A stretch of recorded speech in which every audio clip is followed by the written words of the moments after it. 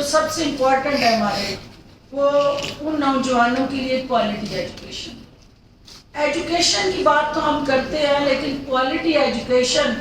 جو دور حاضر کے جدید تقاضوں کے مطابق ہو اور جو ڈیجیٹل پاکستان اس وقت دنیا جو ہے وہ ڈیجیٹل مارکیٹ کا روپ دھار چکی ہے تو ڈیجیٹل پاکستان کے ساتھ جڑا جو اس نوجوان کا آئی ٹی سے ریلیٹڈ اورینٹیشن ہے کیپیسٹی بلڈنگ ہے اس کو وہ تمام ایکسپوجر دینا اور اپنے ہمسایہ ممالک کے ساتھ جب ہم کمپیئر کرتے ہیں اور ان کی ایکسپورٹس کو دیکھتے ہیں تو اس میں آئی ٹی جو ہے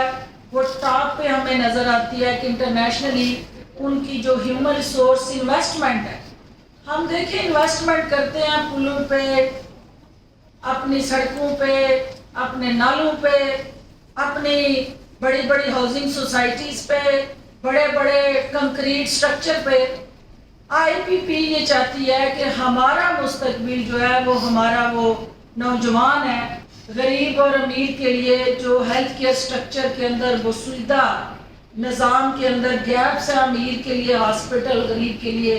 اور طرح کی ڈسپینسریز اس سوچ کی نفی کرتے ہوئے انشاءاللہ ہیلتھ کیئر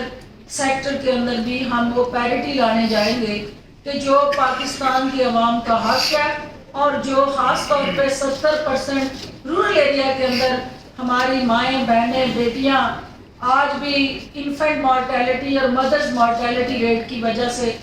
ہائی ہونے کی وجہ سے مر رہی ہیں اور وہ چیلنجز جو دیہات کے اندر رہنے والے ہمارے بھائی بزرگ مائیں اور بہنیں فیس کر رہی ہیں ان کو انشاءاللہ ہمارا مینیفیسٹو تحفظ دے گا اور ایسا road map health care sector میں لے کے آ رہے ہیں ہم کہ انشاءاللہ جس میں آپ دیکھیں گے کہ وہ ہم دعوے نہیں کریں گے ہمارا عمل بتائے گا کہ ہم پاکستان کو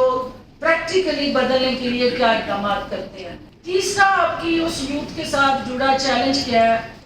آپ کا امپلائمنٹ. اب آپ جب میں یوتھ کہتی ہوں تو اٹ مینس کہ میل اینڈ فیمیل یوتھ. اس فیمیل یوتھ میں 52% آپ کا جو ہے وہ وومن یوتھ ہے یا فیمیل یوتھ جو ہے ان یوٹیلائزڈ ایسٹ ہے. اور یہ میں ہمیشہ کہتی رہی ہوں کہ آج دنیا میں جو جنگیں ہیں وہ سرحدوں پہ اب نہیں ہو رہی ہیں. اب دنیا میں جو جنگیں ہیں وہ اکنامک انڈیکیٹرز کی جنگ ہے.